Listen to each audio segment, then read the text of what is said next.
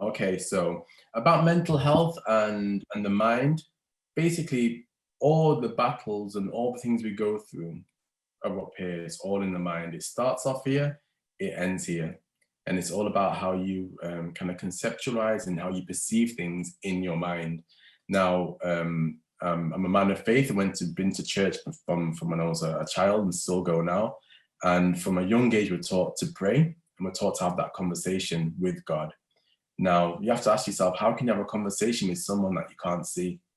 That has to be going on in the mind. Yeah. So I'll give you a story of what happened to me when I was younger and how what you put in your mind and how what you pray for can manifest itself in reality. So I was about 9-ish. Yeah. Remember the Super Nintendo? Yeah. Yeah, you guys remember that? Mario, and remember it was Sonic at the time on the Mega Drive. And so Super Nintendo, Mega Drive, and Street Fighter 2 had just come out on the Super Nintendo as well. Definitely. So my dad worked. He's an electronic engineer, my dad, absolute genius. And he worked, but that's to put us through school. It wasn't for the finer things in life. It wasn't for toys and for things like that. It's for us to get our education. So he was an electronic engineer, right? Super Nintendo just came out and the Mega Drive came out. And each night I would pray for one or the other. One night it would be, Lord, please let me have the Super Nintendo. I'd really enjoy it. It would make my life. It'd be amazing. And then the next night would be, the Mega Drive's looking good as well. Please can I have the Mega Drive. Sonic's looking cool. Can I have one or the other? So that went on. I can't remember how long it went on for, but it went on for a period of time. Every single night, just praying. And this is the whole thing of praying, just being that conversation with God, saying, this is what I want for me. I don't think it's a bad thing for me. It's a desire that I would like to improve my life. And it went on for a period of time. So you know how expensive those things were back then. So there was no real chance of me getting it kind of the normal way, so to speak.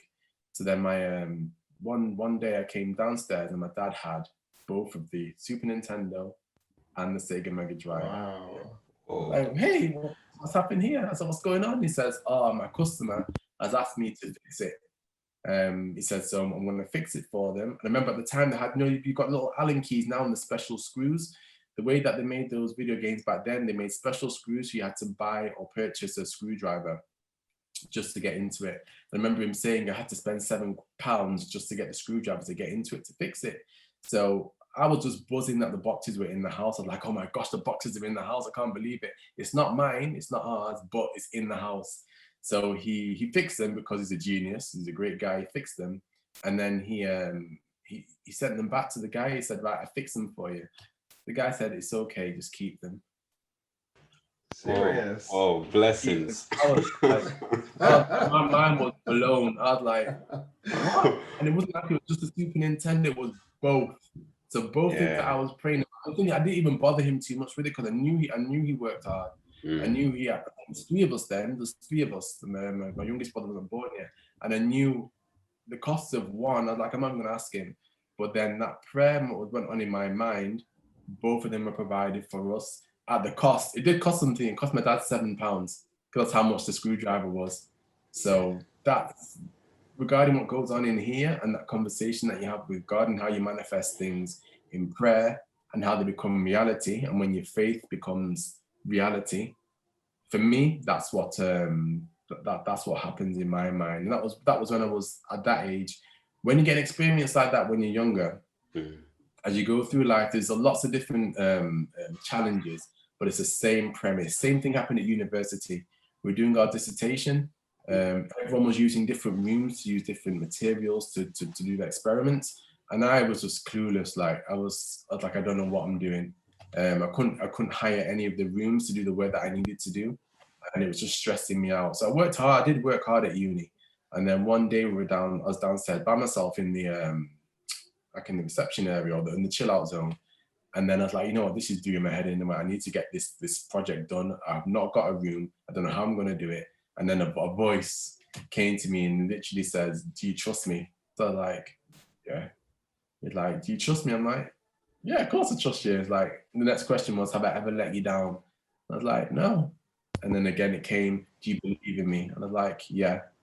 Then from there, literally the next day, everything just opened up. Friends that I'd booked a room kind of said, Julian, come, I've got a spare spot for you. You can do your project in this area. And it just opened up. There was still challenges. It was still difficult. I did not like uni because of the challenges. It was like it was a hard slog, but nevertheless, here I am in it, and it got opened up the way. So when you have those past victories, it's good to either write them down or remember them, because it's the same challenge. It's the same challenge over and over again, but in different guises, and it's the same answer. And for me, that's through God and prayer. The biggest one now has been, was it 2020? Was last year. Started off in 2019. I was doing it like a course it's called a first contact practitioner course, where we learn how to assess like GPs and do work in GP practices. So one of the suggestions were go and see your GP to see how they assess you as a patient. So I went down one day, spoke to my GP. I never go to the GP, no real need, thank God. And I mentioned to him my heart rate's still slow. No, I had hip surgery because I injured my hip a few years previously. And when they put me on the table, all the alarms went off, and then the surgeon was like, "Wow, what's going on? Is your heart normally like this?" I'm like, "What do you mean?" He's like, "Your heart rate's 46 beats a minute." And I was like, "Okay." He's like, "Is it normally this low?" And he was like, I was like, "I don't know. I don't check my heart rate. It is what it is." So naturally, it's around about 60 to 70. And then when you're stressed, like you're about to have surgery, it should be kind of 80 to 90, because you know what I mean? You're ready for surgery. I was like, "I don't know." So he said, "Well, keep an eye on it." And then that was that. Had the surgery, thank God, everything was fine. So I mentioned to my GP, "Oh yeah, by the way, my heart rate's still slow." And he was like, "Did we not check this in 2016 after your surgery?" And I said, "Well, you said you were going to, but then nothing happened. I got no appointment. So I just thought, you guys thought it was fine. My blood pressure's fine. When I exercise, I sweat a little bit more than my friends, and I burn out a bit quicker, but nothing major. You just put it down to being unfit." Playing football, used to play football 2-3 times a week, 5-a-side. No issues, no dizzy spells, generally healthy and fit. So my GP said, "Okay, then we're going to do an ECG on your heart to see what's going on, just to see what's happening with it." So they did the ECG, and the technician was like, "This can't be right." So I was like, "How do you mean?" And she was like, "Oh, your waves, your different waves and your different peaks and troughs all over the place." And I was like, "How do you mean, Siobhan? It just doesn't look right. It doesn't look like somebody who's walking around looking like you. Your ECG shouldn't be looking like this." So she called her boss. The boss said, "You put the different wires on in the wrong position." And she's like, "I've done this job for 20 years. It's not, I've got a routine. It's not that." But she said, "We'll do it again anyway." Did it again, same outcome. And they were like, "Right, this is going to need to be sorted. We need to get in contact with someone here." So the long and short of it is they got me a cardiologist like within 2 to 3 days, got me on an echocardiogram where they go to check what your heart's doing with the scan. And they were saying that my heart was pumping out, I think it was 35% of the blood in your heart was being pumped around the body. Now your body should pump out at least 50%, at least half the blood in your heart should go around your body. But on mine, 70% was literally staying in there. And they were like, "Well, if your blood isn't moving, you can get things like the blood clots. You can just literally, that could just be it." So I was like, wow. So the whole time I was like, "Well, you're telling me this as a professional, but I feel fine. So I'm listening to what you're saying, but as in me, I feel cool." And this is one of the things you need to be careful of as well, not taking good medical professional advice, because you can feel good, but what's going on the inside could be something completely different. So the cardiologist said, "Yeah, you're going to need to have a procedure where we knock you out, put paddles on your heart, reset your heart, get your heart pumping correctly, put you on blood thinners, and then that should preserve your life." So it said, "You feel fit and healthy now?" Because I think I was 37 at the time. And they said, "You feel fit and healthy now, but it's when you get a bit older where you could just give up because your heart's doing too much." So I said, "Okay, then cool. Well, I'll listen to you guys. I'll be guided by what you're telling me." Had the procedure, and then knocked me out for 10 minutes. And then when I came back around, all the doctors were around the bed, and they were like, "Do you want to get your wife?" And I was like, "Why? What's gone on?" And they said, "Well, we've shocked your heart twice. We've got rid of the flutter, and we did what we needed to do. But we found out when that flutter had gone, you're in complete heart block." So I was like, "What's that?" And like literally none of your chambers in your heart are talking to each other. And we don't know how you've been surviving like this without any shortness of breath, without any dizzy spells, with your blood pressure being fine. With like, you're in complete heart block. So They wouldn't let me off the bed. They blue lighted me to the Manchester Royal Infirmary, which is the main hospital in Manchester. Put me on the cardiology ward for about 7 hours, and I fell asleep. Next morning, consultant shook me awake and said, "You're going down to surgery in half an hour to have a pacemaker put in." So I was like, "Pacemaker?" He's like, "Yeah, this is serious. You're getting a pacemaker."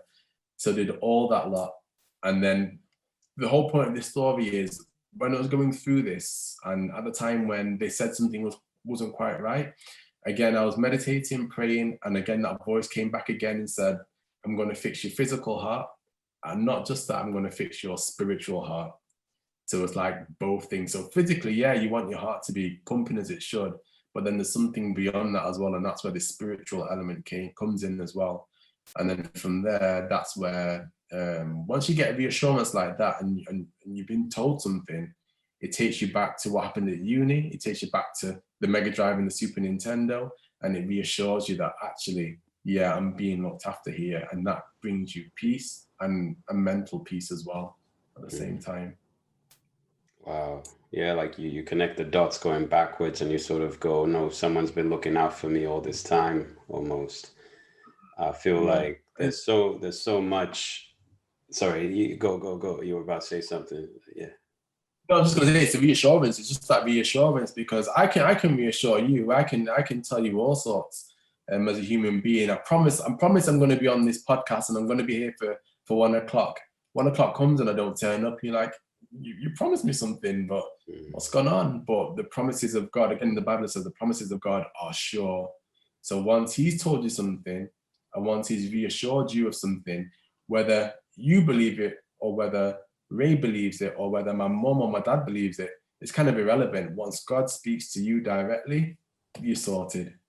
You're sorted. And that does definitely bring you peace and confidence. But it's about knowing to listen out for that voice and then knowing where to look to hear what God says about you. And that's where the Bible comes in, and reading God's word.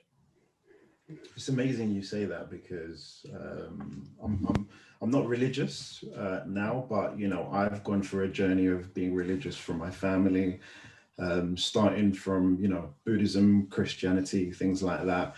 And when I hone in on one particular thing where it says that God makes us in His image. Mm-hmm. So essentially, there's God in every one of us in different ways. Now, for you to have obviously gone through that particular journey, which, I'm sitting here and I'm just like, I've got a lump in my throat and I'm like, wow, I cannot even fathom what you've experienced. I don't think not even Shamenda, myself, or anyone else listening can. But at the same time, it, brings that realness of, for your heart to still not be functioning and still pumping blood through your body and you're still active, looking, young, fit, sweet as ever. No, seriously, it's like, it's that thing of like, there's that, what your mind tells you, your body follows. And if you've got that godliness in you, in your mind, in your heart and everything else, and by the sounds of it, you obviously put your trust in God for you to, not just fight that, but also, continue being here, and obviously having the pleasure of hearing that story as well. I'm very honored by that, by the way. So yeah, it's just an incredible story. And I think, from when you started talking, one thing that I would also like to find out, you basically said that you, as a young boy, you started, what was it? You started wanting to be a footballer. And this is something every Black kind of boy always want to be, because it's that thing of all we see on the center stage is just Black footballers. You don't see on the center stage Black doctors and things like that. So that's all we're kind of exposed to. That's all we want to emulate. That's all we want to work towards. And again, do commend your parents, you having both your parents there and more or less guiding you and steering you through that. So my question to you is that even though you had this dream of still wanting to be a footballer, and your parents were there to kind of balance you out. How was that for you?